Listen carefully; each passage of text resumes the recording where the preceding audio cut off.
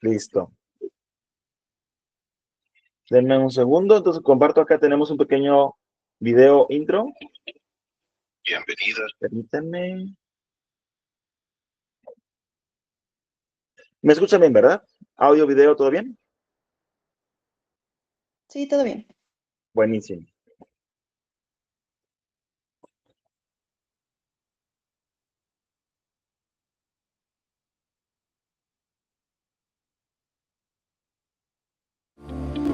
Bienvenidas y bienvenidos a 38 Grados Lab.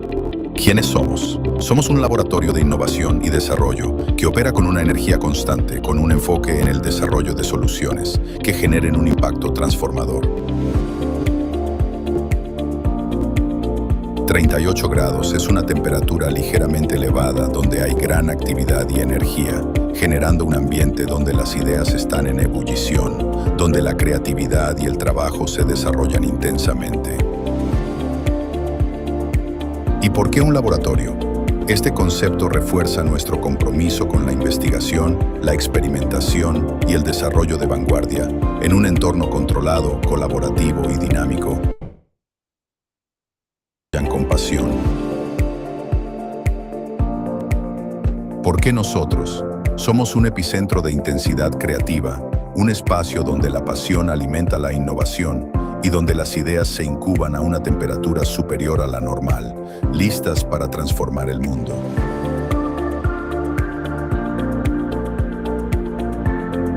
Nuestro propósito es transformar a las organizaciones. En un momento más comenzaremos nuestra sesión del día de hoy. Prepárate para innovar.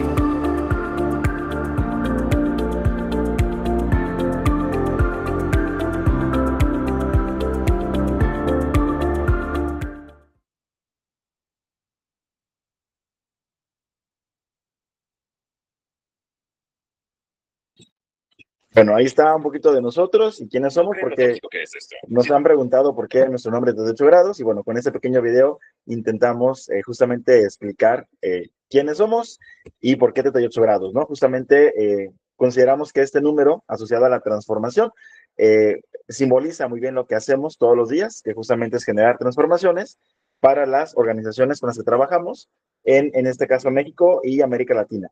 Quisiera preguntar, todos son de México, ¿verdad? Andrea, sí. Adrián también, México, sí. ¿Todos mexicanos acá? Sí. Ok, perfecto, listo. Bueno, como les comentaba, ojalá podamos ir interactuando. Por ahí iré haciendo algunas pues preguntas, ¿no? Algún tipo de discusión para ir como platicando y conversando y bueno, entre todos poder pues aprender, ¿no? Comparto la pantalla nuevamente.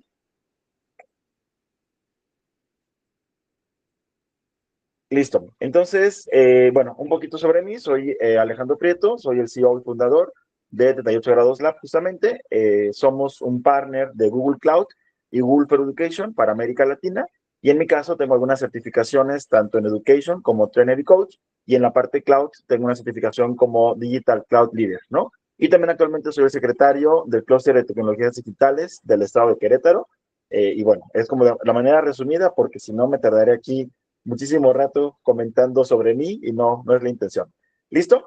Vamos un poquito a hablar de lo que sería UX, experiencia del usuario, ¿no? Igual, algunas diferencias, algunas similitudes, algunos conceptos clave. Realmente esto no es nada nuevo. Por ahí alguna persona alguna vez me dijo, ahora cómo se llama lo que siempre hemos hecho, ¿no? Entonces de pronto nos gusta complicarnos con los nombres, de pronto darles otro sentido, pero realmente es casi lo mismo. Y lo que vamos a ver hoy realmente no es nada nuevo, por así decirlo, es solamente conceptualizar lo que ya hacemos y darle evidentemente una priorización hacia, en este caso, la experiencia del usuario.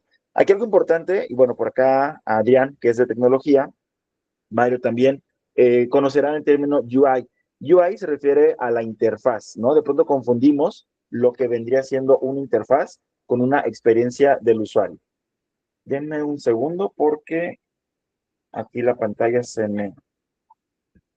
Ok, listo. Permítame, a ver, ahí cambia, sí cambia, listo, ya. Acá tengo mis notas. Entonces, bueno, les comentaba sobre esta diferencia entre UI y UX, ¿no? No debemos tener esa confusión. de pronto el ponerle colores bonitos a la plataforma, de pronto ponerle a los botones mayor nitidez, ¿no? De pronto enfocarnos mucho en la parte del diseño, evidentemente ayuda, pero tenemos que enfocarnos en la experiencia del usuario, ¿no? Ya que ese botón es visible o ese botón es amigable o ese botón está diseñado de manera óptima, bueno, ¿cuál va a ser la experiencia del usuario dando clic a ese botón, ¿no? De pronto no carga la página, de pronto es lenta la página en cargar, o de pronto te manda a otra situación que no esperaba el usuario, ¿no? Y de pronto la experiencia del usuario como tal, pues se ve mermada, aunque tengas un excelente diseño, ¿no? Entonces no debemos enfocarnos solamente en lo que sería UI, que es la parte de la interfaz, ¿no? El diseño de la interfaz, sino ir más allá y pensar en el usuario. ¿De qué manera vamos a ayudar al usuario a que la plataforma sea más intuitiva, de que la plataforma, el producto o servicio tenga una muy buena experiencia hacia él, ¿no? Y ahí vamos a ver más adelante de que no solamente es tecnología, también de pronto entra la parte de administración. Por ejemplo, acá que nos acompaña Diana, ¿es? Sí, ¿verdad? Sí. Diana, por ejemplo, ¿no? Entonces, pudiera ser que tienes una super plataforma, como en el caso de ustedes, super solución, todo funciona, pero ¿qué crees? En la facturación o en el cobro nos equivocamos, ¿no? Entonces, al cliente le estamos cobrando doble o le estamos cobrando triple o le hicimos un cargo que no reconoce. Bueno, evidentemente esto se va mermando y pareciera extraño, pero no solamente tecnología tiene que ver con el usuario, sino también los demás procesos de entrega, de recepción, de compromiso con el cliente, también tienen mucho que ver, ¿no? Acá me acompaña Marbelis de nuestra área comercial y cómo desde ahí que el usuario empieza a entrar en contacto con nosotros, desde el área comercial, sigue un proceso, sigue un flujo. Evidentemente hay un componente tecnológico, pero también el cómo entregamos y el cómo estamos dándole el servicio al cliente tiene impacto sobre su experiencia, ¿no? Entonces, justamente, actualmente la batalla está por ser más relevante, ¿no? Por ahí hay una teoría que le llaman el océano azul, ¿no? Y habla de que busques océanos azules, donde no haya mucha competencia, pero en este caso, en este momento que estamos viviendo, realmente la competencia es bastante abrumadora, ¿no? Tenemos competencia por todos lados, cada vez hay nueva competencia, hay nuevas ofertas, y estamos batallando por tener esta lucha constante, justamente por atraer la atención del usuario, ¿no? La atención del cliente, y algo interesante es que la tecnología ya no es una limitante, ¿no? Antes de pronto la mejor tecnología ganaba, o el que tenía mayores recursos de invertir en tecnología ganaba, y ahorita realmente no. La tecnología está muy accesible, cada vez se hace más eficiente, más rápida, más a la mano, y debemos diferenciarnos de la competencia por algo más, ¿no? Algo más de la tecnología, algo más de la interfaz, como les comentaba hace rato. Tenemos que irnos enfocando hacia lo que son las experiencias del usuario. Tenemos que priorizar cuáles son esas necesidades que está buscando nuestro público, nuestro mercado, y comenzar a resolverlas, ¿no? Entonces, tener como esta parte consciente de que ya no somos los únicos, ¿no? Y si ahorita lo somos, mañana seguramente no, porque habrá alguien más que esté trabajando ya en una idea y esté a punto de sacar la próxima gran idea que tú la tienes un poquito reservada o la tienes planeando.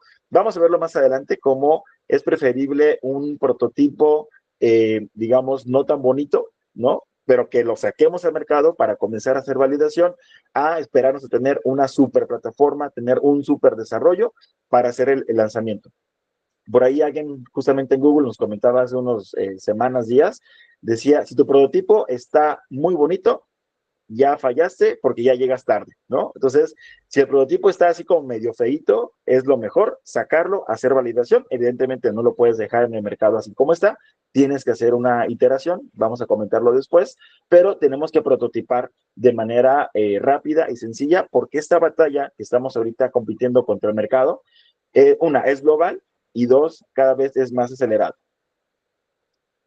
Listo. Entonces, el UX justamente no es lo que ves, ¿no? Por ahí les comentaba de la interfaz, por eso ponemos acá esta punta del iceberg. De pronto vemos el iceberg y vemos como solamente esa pequeña parte, pero realmente el UX va más allá, ¿no? No es solamente la parte visual.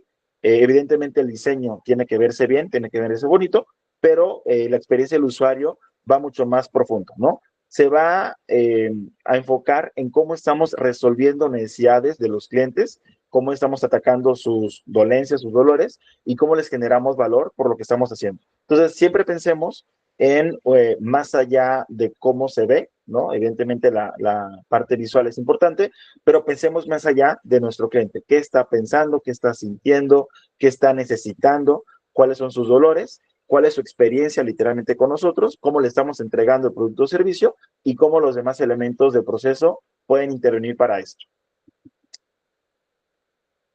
Bien, vamos a hablar justamente de lo que sería la parte de innovación. De pronto confundimos la innovación con ideas creativas, ¿no? Tenemos una muy buena idea y decimos, tenemos una super idea. Seguramente al mercado le va a interesar o le va a gustar esto, ¿no?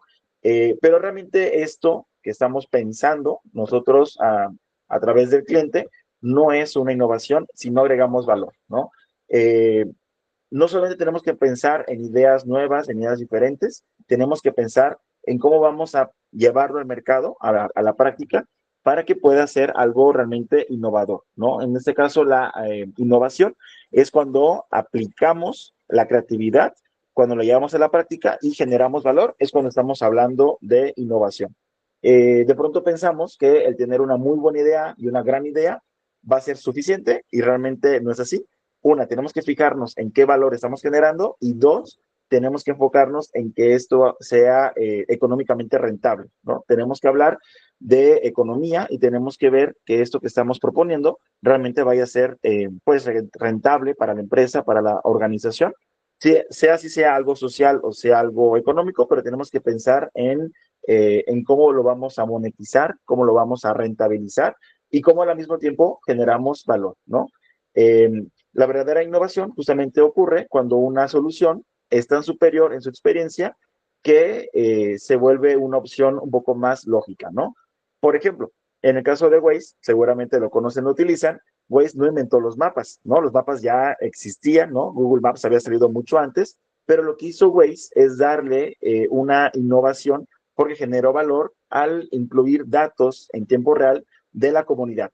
Ahí estuvo realmente, o está el valor de Waze, que te da datos en tiempo real porque la comunidad va interactuando, vas colocando hay un accidente o vas colocando algún tipo de, hay un reporte de un policía que está en el camino, ¿no? Y la comunidad a eso le genera valor el hecho de tener una interacción en tiempo real con otros usuarios. Entonces, veamos cómo Waze pues utilizó lo que ya existía, ¿no? De hecho, Waze funciona dentro de Google, de los mapas de Google, y de hecho ya Waze es parte de Google, bueno, otra historia que después se las contaremos, pero como esta aplicación cuando sale, tú puedes pensar, oye, si ya está Mapas, que es el gigante, ¿para qué sale Waze? Y luego más incoherente que Waze consume mapas de Google, ¿como para qué? Bueno, porque Waze tenía justamente o tiene esta visión de generar valor a través de una experiencia hacia el usuario a través de la comunidad.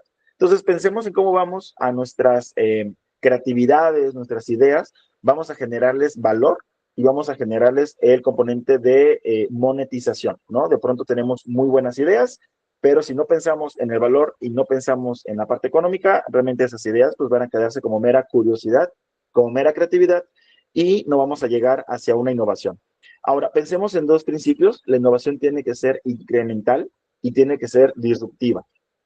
Incremental, digamos, vamos poco a poco mejorando un producto o servicio, o disruptiva, sacamos algo completamente nuevo que no hay en el mercado, ¿no? O el mercado no lo conozca, y hacemos justamente algo completamente distinto, ¿no? Por ejemplo, en el caso de Waze, fue una innovación disruptiva porque no había un mapa interactivo, ¿no? Ya existían mapas, ¿no? O existían las guías rojis, para aquí los más antiguos, que tenemos más años, la guía roja en México pues fue bastante utilizada, pero bueno, ¿cómo Waze saca esta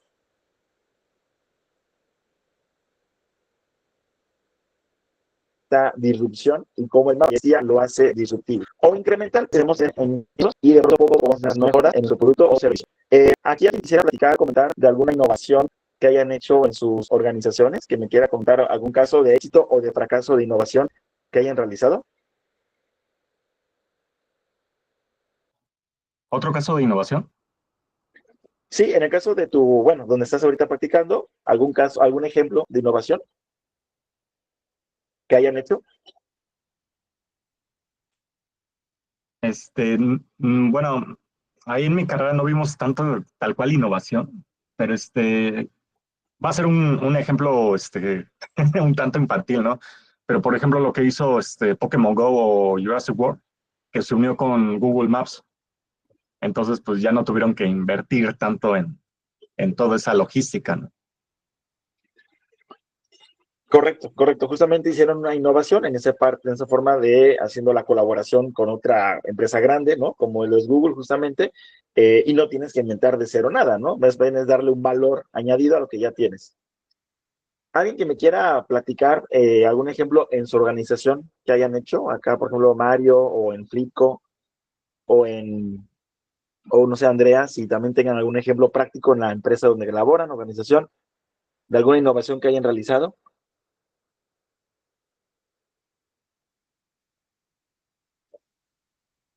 ¿No? ¿Ninguna? Bueno, igual yo les comento por acá, porque nosotros estamos trabajando en una oferta de desarrollo profesional y hemos ido haciendo incrementos paulatinos en esta oferta. Por ejemplo, de pronto iniciamos solamente con herramientas de Google, ¿no? Al ser partner de Google for Education. Luego metimos otras herramientas digitales, Canva, Geniali, Kahoot, etcétera. Luego, ahora con la parte de inteligencia artificial, incorporamos inteligencia artificial y también estamos incorporando lo que son metodologías activas de enseñanza. Entonces, hemos ido innovando de manera incremental, poco a poco hemos ido añadiendo más valor y nuestra oferta se va haciendo una refinación, ¿no? Como tal, una disrupción, no hemos llegado todavía a ese lado, aunque sí tenemos pensado por ahí hacer algo más adelante, pero estamos pensando en hacer innovaciones incrementales.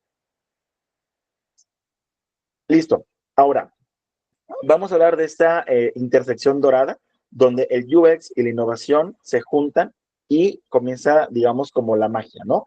La tecnología nos indica que todo es posible, ¿no? El negocio nos dice que todo debe ser rentable y el UX nos dice que todo tiene que ser deseable, ¿no? En este caso, el UX se fija en el usuario, ¿no? Se enfoca en cuál va a ser su experiencia con nosotros y por eso hablamos de que debe ser deseable que algo suceda como tiene que suceder, ¿no? Históricamente las empresas empezaban con la tecnología o el negocio, pero hoy empiezan al revés, hoy empiezan enfocándose en el usuario y empiezan enfocándose en la deseabilidad. Oye, ¿qué sería deseable para el usuario? ¿Qué sería deseable para mi cliente? ¿Qué sería deseable inclusive para nuestros colaboradores? También podemos hablar al interno de la organización, cómo podemos también generar experiencias para ellas, para ellos, y no solamente pensar hacia afuera, sino también podemos pensar hacia adentro, ¿no? Entonces, empiezan por el ser humano y empiezan a hacer, digamos, lo que están necesitando o lo que están buscando, ¿no?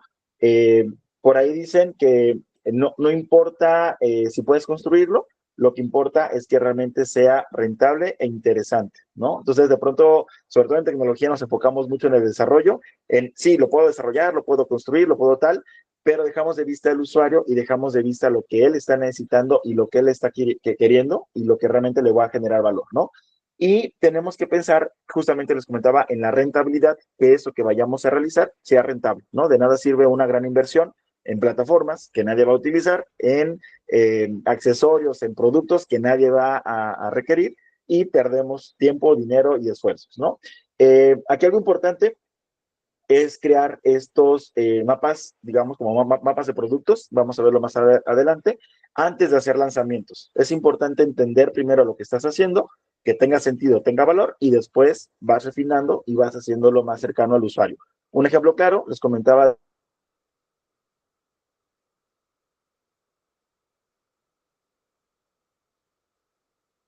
de esta oferta que estamos sacando. Perdón, tuve una pausa, ¿me escuchan? Sí. Ah, listo, aquí me pausé. Sí, sacamos una campaña en Meta para hacer una prueba de testeo que tanto a la gente le interesaba nuestra oferta. Nos dimos cuenta que sí estaba interesada la gente. Luego sacamos un correo electrónico muy sencillo, tipo boletín, con nuestra oferta. Vimos que había interés y bueno, hemos ido poco a poco esta oferta, irla incrementando porque estamos encontrando que el mercado realmente sí está buscando una forma de desarrollo profesional y estamos ahorita haciendo nuevas alianzas con nuevas plataformas para darle mayor sentido a nuestro usuario, ¿no? Pero estamos partiendo justamente de lo que el usuario nos está diciendo y nos está marcando la pauta. Por ejemplo, tenemos otra solución que ha sido complicada venderla, aunque creemos que el mercado la requiere, es una solución de seguridad para niños y niñas en colegios, y aunque creemos que es muy vital y creemos que es muy importante, hemos encontrado que el mercado no la está aceptando, el mercado no le está pues requiriendo, ¿no? Y estamos viendo justamente la manera de poder reenfocar esta oferta hacia el usuario. Hasta aquí, ¿hay alguna pregunta, alguna duda, algún comentario? ¿Vamos bien?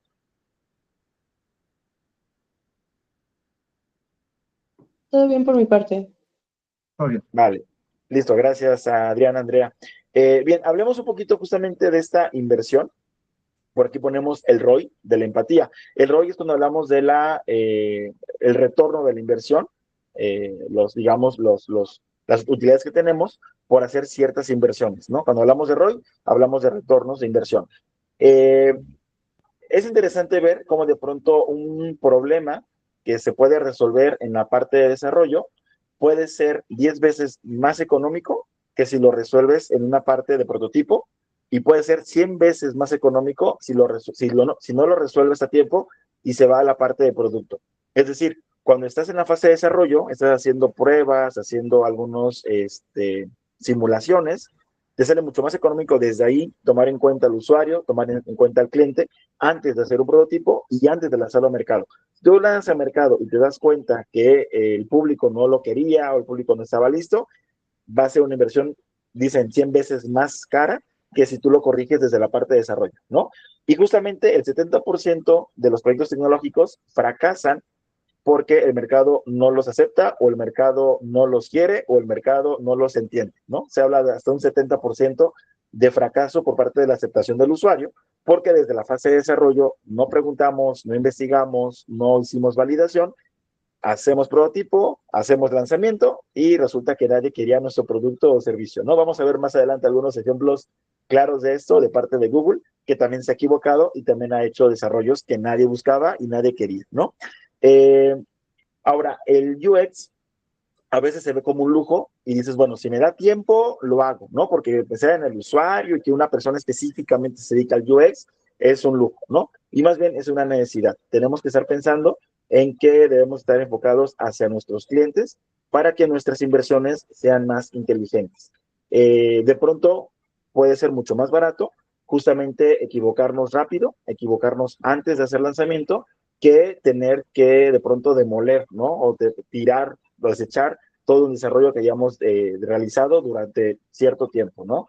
Por ejemplo, yo les comento acá otro ejemplo que hemos realizado nosotros. Llevamos ya casi 3 años queriendo meter una oferta de realidad virtual para educación y lo hemos logrado, ¿no? Hace 3 años hicimos una prueba de concepto, preguntamos al mercado, no lo entendió, no lo quiso. El año pasado lo volvimos a intentar, el mercado igualmente no lo entendió y bueno, muy seguramente este año, en diciembre, que es cuando hacemos estas pruebas, volveremos seguramente a intentarlo y vamos a ver si el mercado ya nos quiere aceptar una oferta de realidad virtual y realidad aumentada. Creemos que es interesante, sí, creemos que es útil muchísimo, pero si el mercado no lo quiere, no tiene sentido hacer lanzamiento, hacer desarrollo, lanzar a producción, meter equipos para hacer toda la parte del desarrollo y soporte, ¿no? Hacer toda la estrategia de ventas. No tiene sentido si el mercado no te lo está pidiendo y el mercado no lo está entendiendo. Entonces, hay que pensar justamente en estos diseños, estos desarrollos, pensando en el usuario y evidentemente pensando en una reducción de costos antes de salir al lanzamiento. Perdón, una Bien. duda, Alejandro. Sí, adelante. Bueno, no sé si lo estoy empleando bien o sería una duda muy, muy tonta, por decirlo así, pero según mi experiencia, he visto de que las tecnologías emergentes llegan a un punto en el que ya se vuelven una tecnología de uso diario, pero ahí no podría ser, o más bien, ¿cómo se podría hacer como una estrategia de un producto que no quiere hacerlo una tecnología emergente? O sea, la pregunta es cómo hacerlo para que sea más deseable. No me queda clara la pregunta. Sí, exacto, que en algún punto ya se vuelva como, sí, pues sí lo necesitábamos, ¿no? Ok, Como decía Steve Jobs, la gente no sabe lo que quiere hasta que ya lo tiene, ¿no? claro. Fíjate que ahí vamos a comentarlo más adelante, pero sí tienes ahí un punto interesante porque de pronto podemos hacer esos lanzamientos porque creemos, ¿no? Las corazonadas o la intuición. Vamos a verlo más adelante. Eh, o puedes justamente enfocarte en el usuario, en lo que realmente requiere o necesita, ¿no? Por ejemplo, de pronto los iPhone, ¿no? Cuando sale iPhone, pues realmente no existía algo tan sofisticado, ¿no? Que lo que hizo Steve Jobs fue decir, es que considero que eso lo ocupa el mercado, hizo el lanzamiento y bueno, tuvo bastante riesgo, pero latinó, ¿no? Afortunadamente. Entonces sí en parte es conveniente arriesgarse, pero también en parte tienes que sondear si tu mercado, tu público está dispuesto a pagar por eso, realmente lo requiere, lo necesita, ¿no? Entonces, es como parte y parte. Parte de riesgo, pero también un riesgo, pues, mesurado, ¿no? Vamos a comentarlo más adelante, un ejemplo que tiene por acá, justamente sobre esto, ¿no? Gracias. Ahora bien, justamente esto, bueno, evitar el fracaso requiere nuevamente centrarse en el usuario.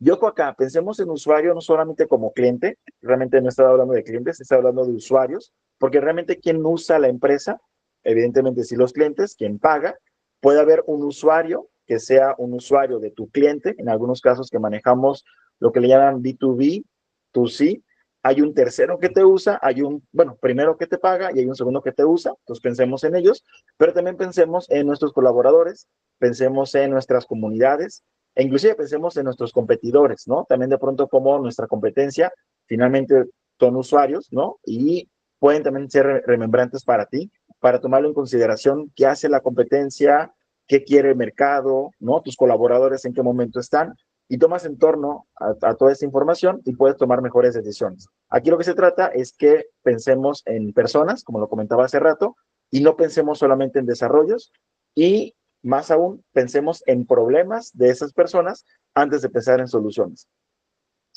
Por ejemplo, acá les muestro este pequeño cementerio de Google. ¿Alguien aquí conoció Google Plus? ¿Alguien lo conoció? Google Plus, ¿no? Bueno, Google Plus fue la red social de Google, evidentemente fracasada, ahí ya murió hace bastantes años. Se alcanza a ver la fecha así, en 2019 fue que Google decidió matar por completo a Google Plus, pero desde 2011 Google Plus estaba existiendo. A mí en particular me gustaba mucho porque era una red social un poco más profesional y un poco más sofisticada que Facebook. La idea era competirle a Facebook directamente, pero la gente no lo aceptó, la gente no quiso, la gente no le entendió. Google Plus tenía algo llamado círculos, entonces tú puedes tener varios círculos y si publicabas algo o compartías algo, lo hacías con diferentes círculos, no sé, el círculo de vecinos, el círculo de compañeros de la escuela, el círculo de compañeros de trabajo y podías tener como varias, como redes sociales en una sola red social, ¿no? Pero la gente no lo entendió, no lo quiso y desapareció, ¿no? O también tenemos los Google Glass. Google hace ya 10 años se atrevió a pensar en que podía integrar los smartphones, los podía integrar en las gafas. Y en ese momento, hablemos de hace 10 años, la gente no entendió, la gente no quiso, la gente lo veía como riesgoso, que de pronto la gente fuera caminando con estas gafas inteligentes y que dijera, ah, mira, esa persona es tal o esta persona, no sé, algún tipo de descripción de algún lugar y demás. La gente le tuvo miedo a eso y la gente no lo quiso y bueno, Google Glass en ese momento fracasó, que actualmente Google Glass se sigue utilizando para otros usos, ¿no? Google tomó esta tecnología y la aplicó a otros elementos, pero fue un fracaso, digamos, pues por completo, ¿no? Eh, bien, esos productos justamente son un recordatorio de lo costoso que puede ser cuando la tecnología se enamora de sí misma y no se enamora de los problemas, ¿no? Justamente eran proezas que iban a cambiar, iban a revolucionar, pero no se preguntaron cómo se sentirá una persona, ¿no? Usando esto, en el caso de los Google Glass, y no se preguntaron cómo las personas interactuaban, con el caso de G+, con esta red social, ¿no? Entonces, bueno, un buen proceso de UX habría identificado que esos problemas iban a ser posibles y no con millones de usuarios, ya que estaba en producción, sino desde antes en prototipos, con cartón, con papel inclusive, puedes hacer prototipos y darte cuenta cómo justamente el público lo acepta o no lo acepta, ¿no? Entonces, bueno, justamente el UX nos ayuda a evitarnos, ¿no? Es como un seguro, por así llamarlo, contra la construcción de un hermoso y caro fracaso, ¿no? Entonces, de pronto hacemos algo muy bonito, muy hermoso, que nadie quiere y nadie entiende. ¿Alguien conoce cuál es el éxito de Airbnb? ¿Cuál sería lo que Airbnb ofrece como un producto de valor, como una oferta de valor? Sería como la comparación de precios en las diferentes plataformas, ¿no? Y como que ponerte la mejor ruta para poder adquirir tu viaje. Eh, bueno, eso sería un valor interesante, ¿no? La parte de poder comparar.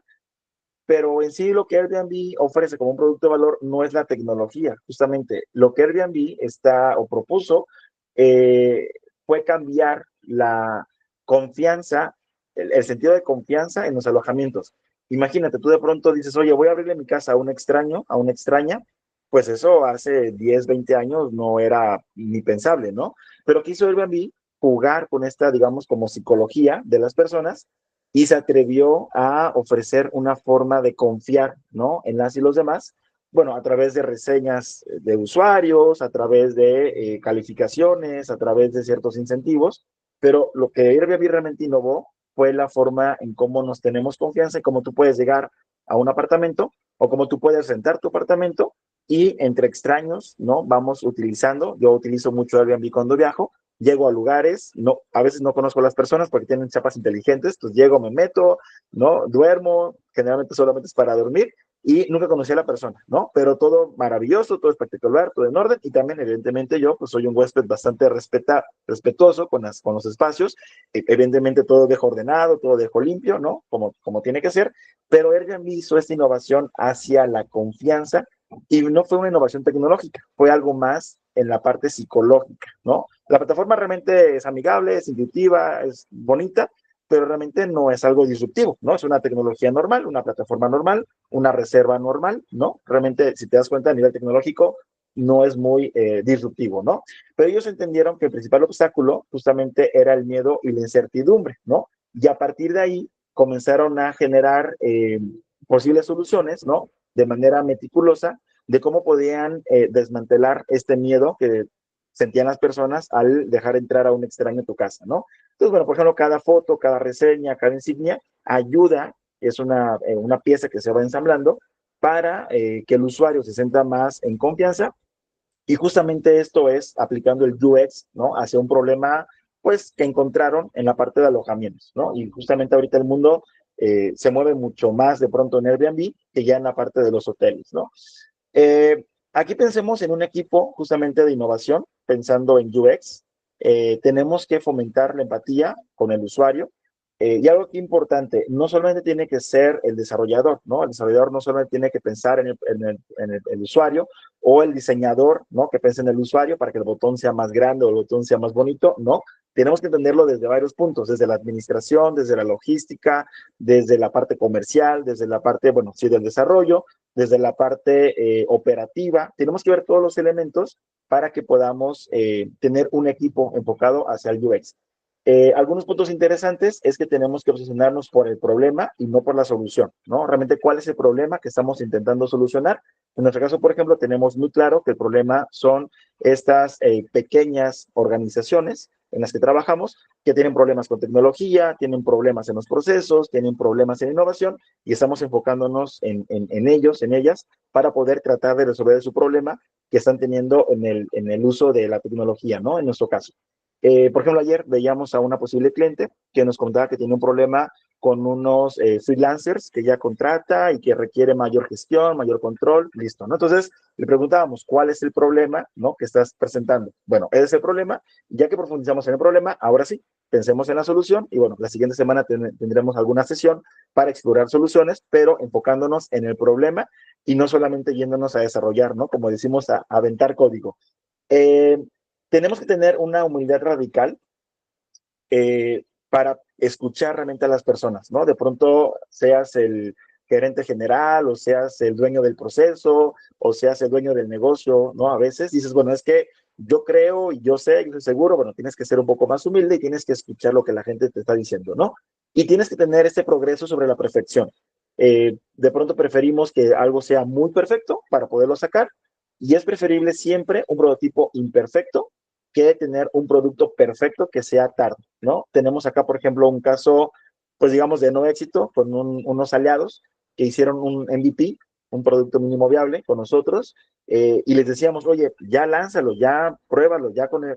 No, no, no, hasta que esté perfecto. Y así nos trajeron 2, 3 meses más hasta que estuviera perfecto para comenzar a validarlo, cuando realmente desde el inicio podían comenzar a validarlo con lo que tenían, pero decidieron esperarse estos 2, 3 meses hasta que estuviera perfecto. Y esos 2, 3 meses, evidentemente, ya están perdidos, ya no se pueden recuperar, ¿no? Y lo mejor siempre es mostrar presentar, mostrar, compartir, ¿no? Un boceto, una idea, le llaman mockups, algunas pantallas, que tener 1000 reuniones, ¿no? Donde estemos platicando, ¿no? Siempre tratemos de mostrar algo, que el usuario nos dé sus impresiones de lo que estamos mostrándole, si le funciona, no le funciona, si lo quiere, no lo quiere. Les comentaba hace rato que en nuestra prueba que hicimos de desarrollo profesional, hicimos un anuncio, lo mostramos, la gente se interesó, mandamos un correíto con lo que estábamos ofreciendo, la gente le interesó y bueno, ahora sí, seguimos construyendo nuestra oferta. Pero vamos mostrando de lo que estamos hablando y no solamente estamos diciéndoles, no sé, digamos como letras al aire, ¿no? Sino vayamos mostrando para que la gente vaya entendiendo lo que estamos ofreciendo y nos vayan dando nuestra validación. Tenemos algo llamado, eh, perdón, aquí me estaba faltando algo. Pensemos también en colaboración, pensemos en colaborar en las diferentes áreas. Justamente hoy les comparto que tenemos una situación con una de nuestras aplicaciones y ahorita paralelamente está trabajando un equipo, están trabajando de manera simultánea varias personas, gente de ventas, gente de soporte, gente de desarrollo, gente de diseño, están trabajando ahorita de manera colaborativa para poder solucionar esto que está ahorita sucediendo en la organización, que bueno, es parte del día a día, pero pensemos en esta colaboración interdisciplinaria donde todos tienen que intervenir, todos tienen que aportar y no solamente, oye, área de desarrollo, te toca solucionar, sino pensemos como desde el área comercial, como desde el área de soporte, como desde el área de desarrollo, como desde el área de diseño, tenemos que resolver el problema y no solamente pensemos, insisto, en tecnología, sino veamos el problema más global, pensando obviamente en el usuario, ¿no? Bueno, aquí les comentaba sobre esta técnica, se llama doble diamante del UX, donde vamos a partirlo en dos cuadrantes, el cuadrante izquierdo y el cuadrante derecho, ¿no? En el cuadrante izquierdo vamos justamente primero a descubrir, vamos a hacer revisión, vamos a hacer exploración, vamos a definir cuál es el problema, la situación, cuál es el contexto de lo que queremos solucionar o podemos solucionar, y luego ahora sí nos pasamos al cuadrante derecho, donde ya vamos a desarrollar y vamos a entregar, ¿no? De pronto nos pensamos muchas veces en que vamos a desarrollar, insistí al inicio, tengo una muy buena idea, soy muy creativo, se me ocurrió tal cosa, listo, desarrollemos. Bueno, y cuando pregunté, cuando investigué, cuando definí lo que realmente voy a hacer, muchas veces eso no lo hacemos, nos lanzamos a desarrollar, nos lanzamos a entregar y como les he comentado, el público, los clientes, los usuarios no lo quieren, no lo aceptan, no lo entienden y bueno, perdimos un montón de tiempo y de dinero. Les debo acá compartir que justamente hace un par de semanas, por acá tengo un trofeito, tal vez ahí se ve, ganamos un concurso, un hackathon en Google. Google nos convocó a varios equipos, más o menos 20 equipos, nos convocó en Google México, y bueno, nos puso un reto, ¿no? Y en nuestra mesa nos dieron 2 horas y media promedio para desarrollar el reto a través de agentes virtuales. De las 2 horas y media invertimos más de 1 hora en definir el problema, no más de 1 hora preguntándonos qué vamos a resolver, cuál es el problema, ¿no? Hicimos esta investigación entre nosotros, investigamos cada quien diferente información. Ya que definimos el problema, hicimos 2, 3 equipos dentro de nuestro equipo, cada quien trabajó su parte, la presentamos y ganamos. Así de simple, así de sencillo, ¿no? Porque todos entendimos el problema y todos estábamos conectados en el problema. Y realmente fue muy sencillo hacer la solución. La presentamos, gustó mucho, ganamos y bueno, tenemos por ahí una mención en Google Cloud por hacer este reto, ¿no? Entonces pensemos justamente en estas dos partes. Pensemos primero del lado izquierdo, descubrir, definir, y luego nos vamos a la parte derecha hacia desarrollar y entregar. Un poco del ciclo de otra metodología que sería Lean UX es, vamos a hacer hipótesis, vamos a construir, vamos justamente a medir y vamos a aprender, ¿no? En el Lean UX, la idea es que podamos reducir los riesgos y reducir el desperdicio, ¿no? Y el mayor desperdicio, en el caso de los desarrollos tecnológicos, está justamente en el código cuando es ineficiente, porque estamos construyendo algo que a nadie le importa, ¿no? Entonces, el Lean UX nos obliga a formular cada idea como una hipótesis, construir la versión más simple para probarla y, bueno, haciendo estas pruebas iterantes, donde vamos probando, vamos obteniendo datos, vamos aprendiendo, volvemos a construir, volvemos a obtener datos, volvemos a aprender, volvemos a construir, obtenemos datos y aprendemos y estamos de manera iterativa haciendo este ciclo que nos permite justamente navegar en incertidumbre, ¿no? Y algo aquí interesante, no solamente son opiniones, sino son datos reales, ¿no? No es lo que yo creo, es lo que nos está diciendo el mercado, la audiencia, el contexto. Entonces, siempre tenemos que pensar en un ciclo iterante, donde vamos construyendo, vamos probando, vamos aprendiendo y vamos pues mejorando. Tengamos en cuenta estas, lo llaman la voz del usuario, ¿no?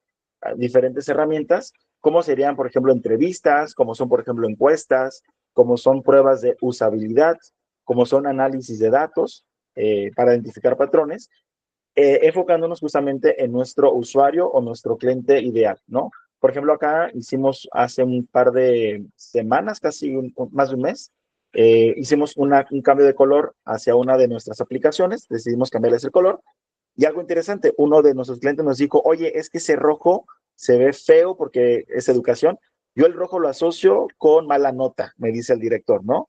Y dije, oye, es un buen punto, ¿no? Entonces, vengo con el equipo, les digo, oigan, este cliente me está diciendo que el color rojo lo siente agresivo, lo siente como una mala nota. Y lo que hicimos fue preguntar a los clientes, oye, cliente, ¿cómo te parece este color rojo? ¿Lo ves agresivo? ¿Lo ves bien? ¿O prefieres otros colores? Le dimos una gama de 4 colores diferentes, ¿no? Inclusive nos fuimos hasta el amarillo para hacer un cambio un poco más radical y nos quedamos en un color un poco más rojo cereza, naranjoso, ahí un color medio extraño, pero bueno, justamente preguntamos a nuestros clientes qué opinaban de nuestro color de nuestra aplicación porque uno de nuestros clientes nos dijo que lo sentía agresivo y dijimos, bueno, tiene un punto, vamos a preguntar qué opinan los demás. Y coincidió, la mayoría de los clientes prefería cambiar de color a este rojo tan intenso, ¿no? Entonces, hagamos de manera constante, escuchemos a nuestros usuarios, ¿no?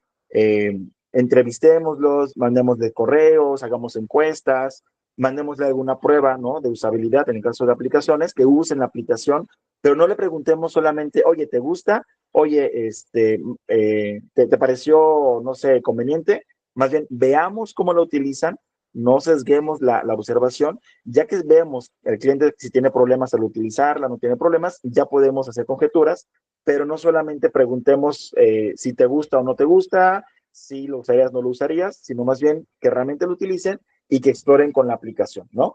Entonces, bueno, al inicio podemos usar estas herramientas de descubrimiento, donde vamos a hacer entrevistas, por ejemplo, que son más cualitativas, y después tenemos ya tener algunas pruebas de, por ejemplo, de usabilidad, algunos testeos, que ya serían pruebas más cuantitativas y poder decir, bueno, tantos usuarios supieron utilizar la aplicación, tantos usuarios supieron hacer el proceso de compra, tantos usuarios supieron seguir las indicaciones, ¿no? Entonces, vayamos teniendo esta información tanto cualitativa como cuantitativa, para poder tomar decisiones y bueno, todo siempre enfocándonos en información y enfocándonos en datos, ¿no?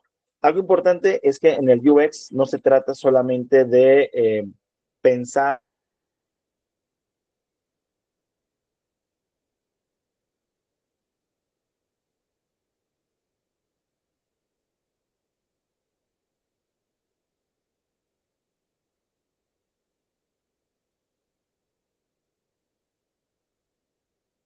o intuir, sino tenemos que tener información de nuestros clientes, tenemos que sistematizar. Hola, hola. Marbelis, ¿me escuchas? Sí, ahora sí le escucho. Ah, ok, Te quedaste gracias. friciado un momento. Ah, ok, listo. ¿Me regreso o sigo? No sé qué tanto me quedé friciado.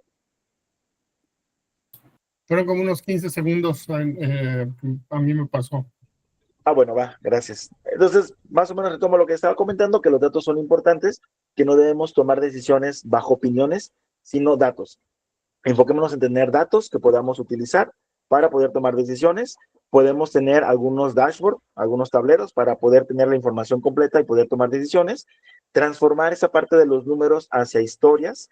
De pronto, por ejemplo, y eso me pasó antier, me parece, con un cliente, donde estábamos viendo un número en Google Analytics. Decíamos, oye, ¿cuántos ingresos ha tenido el sitio web desde la campaña de Google Ads, ¿no? Veamos un número.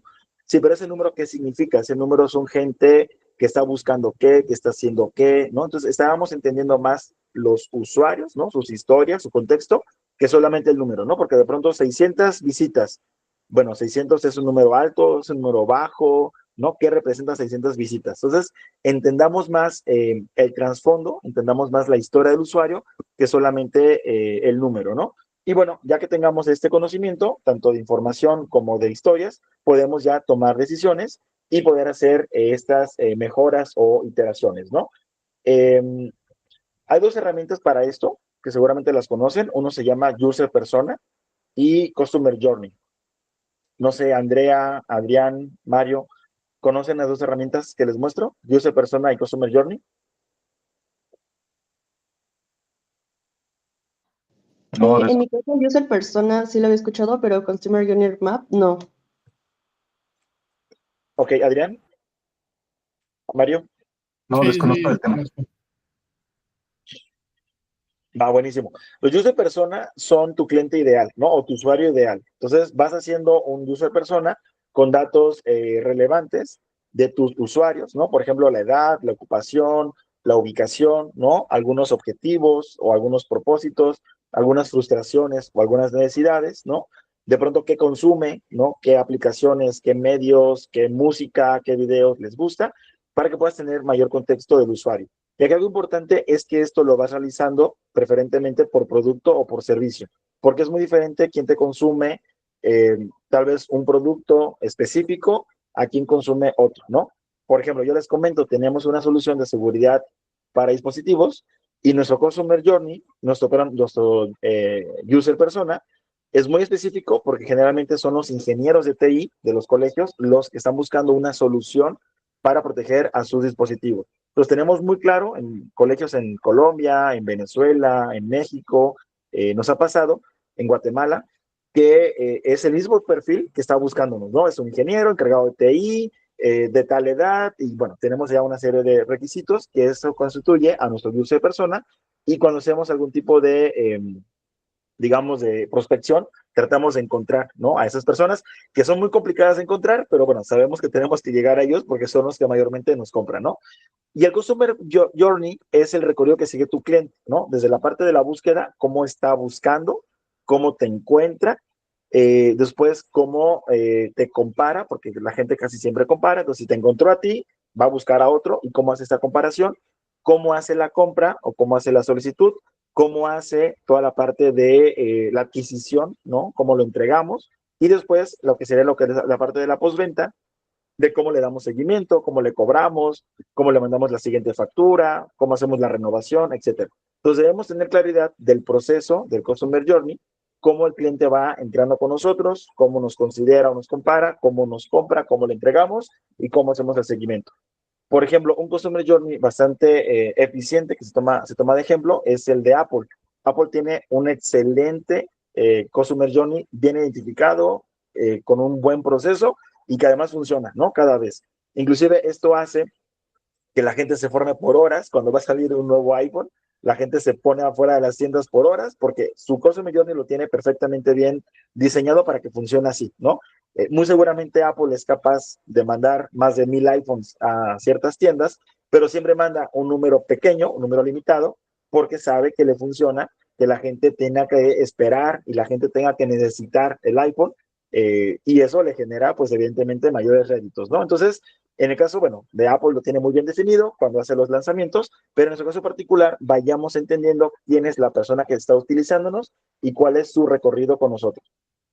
Bien, ya para ir terminando, por ejemplo, Slack, seguramente conocen Slack, una plataforma de comunicación, pensó en problema y pensó cuál era el problema cuando hay mucha carga de información y cómo la comunicación está desorganizada en empresas, en instituciones, ¿no? En comunidades, y se puso a pensar justamente en el problema y no en la solución. Ya que definió el problema, justamente comenzó a diseñar una solución basada en canales para organizar la comunicación, basada en algunas integraciones con terceros para poder hacer el funcionamiento de Slack.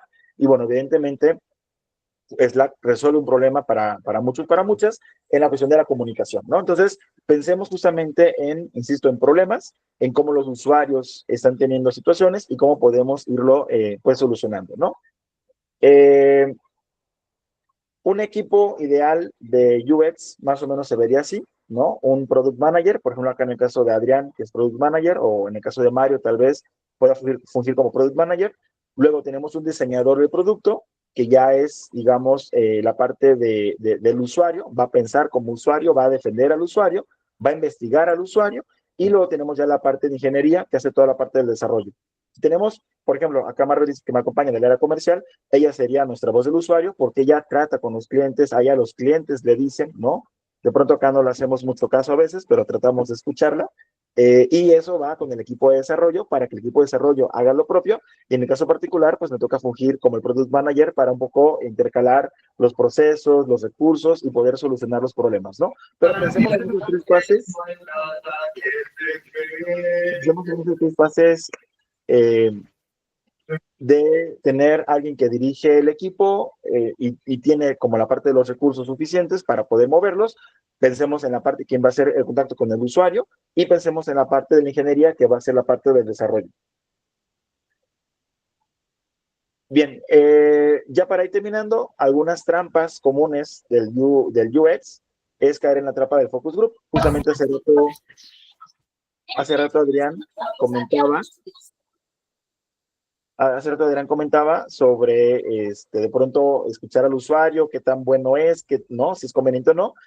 Hay una anécdota de que, por ejemplo, Henry Ford, cuando Henry Ford inventa el auto, digamos, fabricado a escala, él dice, bueno, si yo a la gente le hubiera preguntado qué quería, la gente me hubiera dicho un caballo más rápido, ¿no? Porque en ese momento la gente utilizaba carretas, caballos para moverse, y él dijo, bueno, me voy a arriesgar a hacer algo disruptivo, algo diferente, porque si le pregunto a la gente me va a pedir más caballos, ¿no? Y caballos más rápidos. Entonces, bueno, fue que él se lanza a producir el auto, digamos, de manera a escala, ¿no? Entonces, sí de pronto puede haber esta falla donde de pronto la gente no sabe lo que requiere y tienes que aventarte, pero siempre con medida, siempre con información, de una forma, pues, apostándole al menor fracaso posible, ¿no? También hay que tener cuidado con los datos vacíos. De pronto, si tenemos datos como, por ejemplo, tenemos 600 clics en nuestro sitio web, pero si eso no viene respaldado por una estrategia, no viene respaldado por escuchar al usuario, no viene respaldado por, bueno, los 600 clics de nada funcionan. En ese caso particular que les comento de los 600 clics, escuchamos a la gente de ventas y la gente de ventas de esa empresa nos dijo, es que yo requiero que el sitio web tenga no sé qué y venga no sé qué. Bueno, estaba la product manager, que sería la cliente,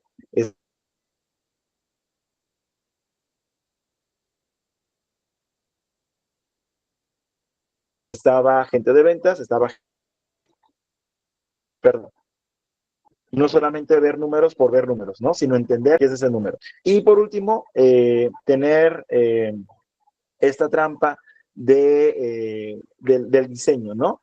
De pronto el diseño, pues sí es conveniente tenerlo en cuenta. De pronto tener algunos colores ayudan, otros no ayudan, pero no caigamos en la trampa de que solamente el diseño por sí solo va a ser más bonito y más amigable y más funcional, ¿no? Por ejemplo, el sitio web que les comento de ejemplo, se ve agradable, se ve bonito, entonces realmente no vamos por cambiar colores, sino vamos más bien por cuál es el problema de por qué no está viendo conversiones, ¿no? Entonces entendamos la problemática, entendamos al usuario y no solamente pensemos en hacer cosas bonitas para que se vean mejor. Listo, ya para ir terminando, algunos puntos clave en el UX sería justamente esto, que es una estrategia clave para los negocios. Pensemos en resolver problemas y problemas humanos, que cada vez hay más problemas. Es un proceso, no pensemos que a la primera vamos a resolver y vamos a tener éxito, es un proceso, tenemos que hacerlo poco a poco y tenemos que hacernos preguntas, ¿no? Cada vez preguntarnos a quién estamos ayudando, a quién estamos resolviendo, por qué lo estamos haciendo, por qué pensamos así. Preguntarnos es lo más eficiente en ese proceso del user experience. Listo. Creo que hasta acá sería la información que queríamos compartirles y bueno, evidentemente ponernos a sus servicios, a sus órdenes. Podemos apoyarles si alguien requiere algún proceso donde requiera explorar a su usuario, investigación de mercado, desarrollo de prototipos, con mucho gusto podemos hacerlo. Tenemos justamente en el laboratorio varias áreas para poderles apoyar en esos procesos, ¿no?, de desarrollo de producto. ¿Alguien tiene alguna pregunta, alguna duda, algún comentario que quiera realizar? No, muchas gracias. En términos generales, el alcance y el costo del servicio, por ejemplo, de prototipado, ¿cómo lo manejan? Mira, primeramente definiendo justamente la parte problemática, ya que definimos el problema, ya hacemos una solución. Primeramente una prueba de concepto, algo muy funcional, pero en prueba de concepto, sin mucho desarrollo. Después ya hacemos un MVP, que ya es funcional. y luego hacemos ya una salida al mercado. Eso nos puede llevar de 1 a 6 meses, dependiendo de la solución que busques. Ok, mira, problema específico. Como sabes, yo también me dedico a la parte del software en SBAM. Tenemos una fábrica de software. Sí, no tenemos gente que se dedica a la parte de UI, UX. Específicamente ahorita tenemos un proyecto en el cual es una modernización de la plataforma. Prácticamente la plataforma ya existe. Lo único que necesitamos es ver mejoras a la misma para que la experiencia del usuario sea un factor que juegue de manera positiva para nosotros, ¿no? Porque pues ha habido y tiene el cliente resistencia a algunos de sus usuarios a modernización de aplicaciones. Entonces, esta aplicación ya existe, prácticamente se agregan nuevas funcionalidades, pero pues si hay manera de mejorar la interfaz sin necesidad de implicar reingeniería, pues digo, es algo que nos interesa. Ok, perfecto. Sí, ahí lo que tenemos que platicar ya más en forma es cómo sería un proceso de descubrimiento de necesidades y de validación con los usuarios, ¿no? Bien sea clientes suyos o clientes que podamos poder socializar. Pero sí podemos hacer un proceso de acompañamiento para poder encontrar esta problemática, ¿no? Que me comentas. Si quieres, te busco, Mario, ya en privado y platicamos un poquito al respecto. Claro, sí. Va, perfecto, sin problema. Gracias. Listo. Pues no sé, Andrea, Adrián, ¿tienen alguna pregunta, alguna duda, algún comentario? No, sin dudas, todo bien. Sin duda, gracias. Vale, perfecto. Bueno, espero que la información les haya sido de interés, de utilidad, y con mucho gusto por acá estamos en contacto. Me pueden mandar un correíto y con mucho gusto podemos compartir o más información o compartirles algún tipo de recurso que requieran.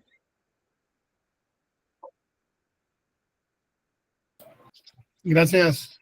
Listo, pues muchas gracias por escucharnos. Buen día, gracias por acompañarnos. Buen día, hasta luego. Hasta luego. Buen día, hasta luego.